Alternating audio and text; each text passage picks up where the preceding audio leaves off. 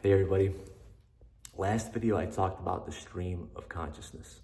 The stream of consciousness was your divine inheritance from God at the time of your birth for navigating life here in the physical. I know, it's a lot to take in. It's a lot for me to talk about as well, because God knew that we'd get lost, right? And He wasn't wrong. We get lost a lot, but it's your number one information source. Every good idea, every good insight, any positive thing that ever came to you out of nowhere, that's where it came from. And it's connected, believe it or not, to a higher source, a universal consciousness. That big swirly thing above the earth, that's it. That's essentially God's consciousness. And we all have it here. We've got like our own mini portable versions in our mind, just swirling around. The problem though is that we haven't been tuning into it, right? We get these insights and we're like, oh, sweet, awesome, but we're not putting them into reality. We're not acting on them, because our role here, in my opinion, is to fulfill the actions. We get the idea, we get the insight, the information, and now it's time to carry it out and to bring it into reality, right? Simple as that. We shouldn't have to do any thinking. So this video, I'm going to talk about intuition, all right? Your intuition is actually also something that comes from your stream of consciousness, but not in the way you think. This is going to blow your mind. When I discovered this from my stream of consciousness, yours will be different. I don't think you guys want mine, by the way. Mine is all truth-based knowledge. And there's a lot of tough truths out there, but the good news is humanity is going to be good. We just have to listen to our stream of consciousness in order to fulfill our best lives. And if we all do that collectively, let's think about that. We'd all be depending on each other, and then there'd be no need for greedy corporations, right? And corrupt politicians and corrupt Department of Education, right? This is all stuff, believe it or not, guys, that Elon knows, Trump knows. I think every world leader knows about this stuff. I'm probably one of the few peasants that knows about this, because I tuned into mine. Simple as that, because I'm a loner. But you don't have to be a loner. You just gotta tune in a little bit more. But I'm gonna show you where your intuition comes from, and it's wild. Check this out. And I'm gonna try to explain this in as short and concise of a manner as I can. You see, every scenario that you find yourself in where you have to do extra thinking, like make a decision, make a choice, give an explanation for whatever it might be, which we have to do all the time, right? Every day in life, we have to do that. Our stream of consciousness detects this as like an error, as like a disruption in its flow, because it perceives it. If it could talk, it would say, why are you thinking right now? I've been giving you the best information 24/7. Why are you thinking right now? But hey, it's still awesome. It still helps us out. And this is what happens when we have to think about it, making a choice or whatever it might be. What happens is it causes a disruption in its flow, like a space or an error, as they call it, like that. This error gets transferred, creates an impulse, gets transferred to you as your intuition, just like that. Wild, right? And there's a catch to it.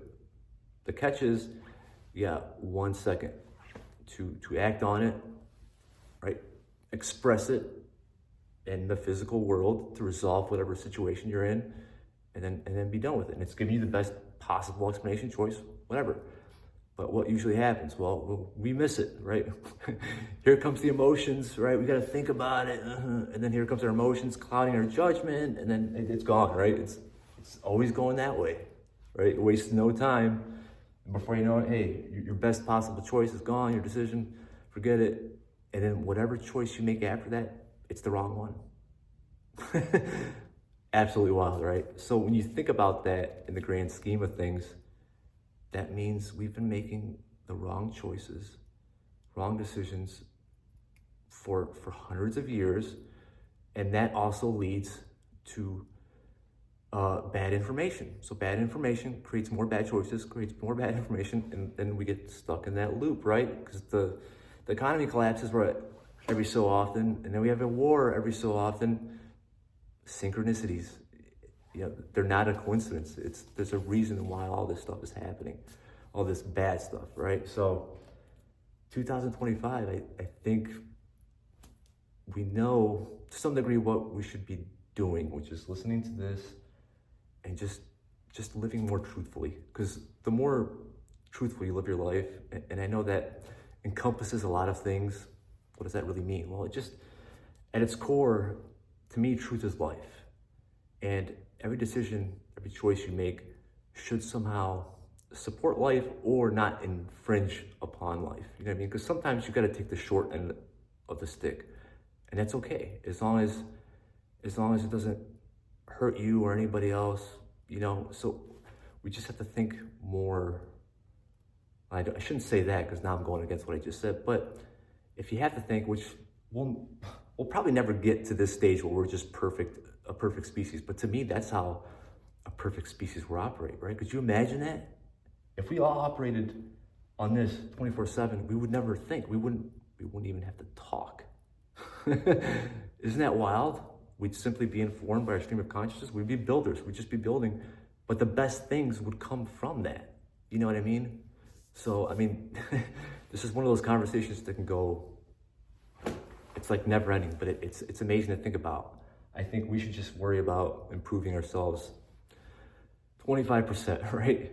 We can still think, but just be careful that what you say to people don't cause pain. It doesn't cause them to get the short end of the deal. You know what I mean? All your choices should have at least a good outcome or a neutral outcome, right? So yeah, this is, when I discovered this stuff, I was like, wow.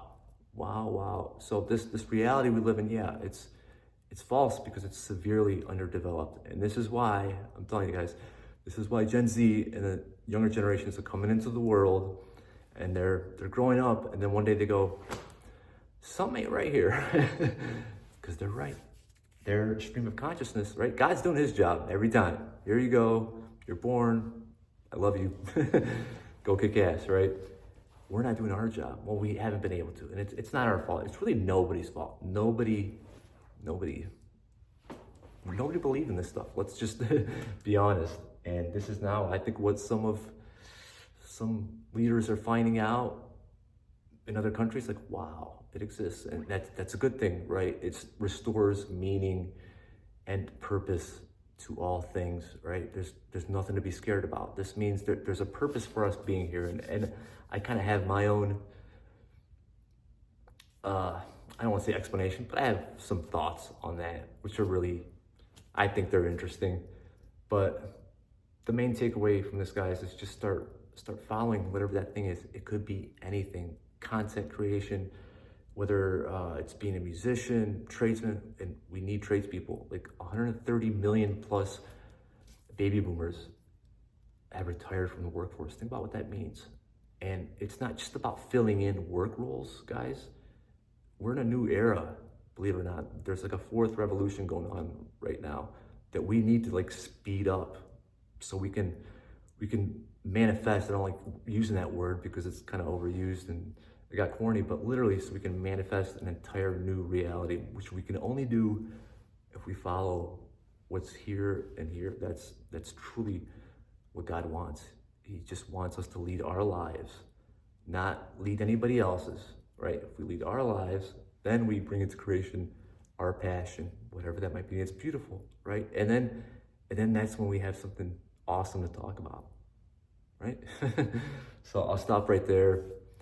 I'm gonna try to keep the uploads coming more regularly. I hope I can do that. I struggle making these videos, believe it or not. I'm not comfortable talking on camera.